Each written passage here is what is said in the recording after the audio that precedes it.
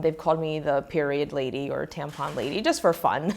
A few years ago, a junior high school constituent had written a letter to our office talking about how homeless shelters in New York City were not able to purchase these products with the grants that they were receiving to distribute to homeless people who were at their shelters. And although this was one of the most commonly requested items, they had no control. And so what we did was we worked with the administration, the Obama administration at the time. We wrote a letter to them asking them if they could update the rules in order for homeless shelters to be able to purchase those items with the grants that they were getting from the federal government.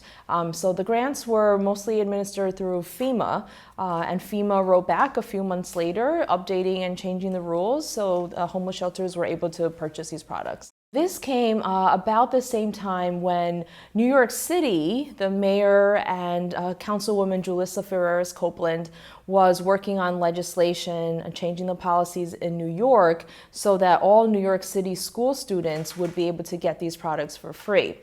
This was also around the same time when New York State Assemblywoman Linda Rosenthal of Manhattan was working in Albany in the New York State Legislature to eliminate the tampon tax. So this was all sort of going on around like 6 to 8 month period of time. You know, it was wonderful because we were working on this issue, 3 women from the city, state, federal perspective, and you know, it was really rewarding.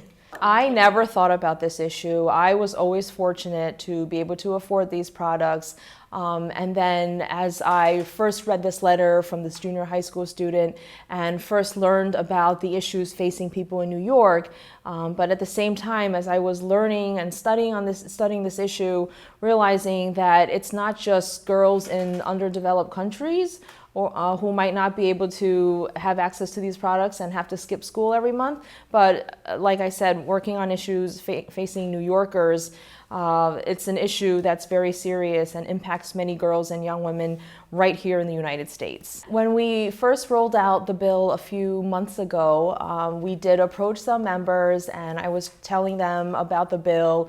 And for most members, again, it was the first time they'd really heard about the issue. And so some of them have said that to my face, I'll sign on, you don't need to explain anymore. And I think that's hilarious, but again, however I can get them to be a co-sponsor, if that's part of our strategy, I'm fine with that.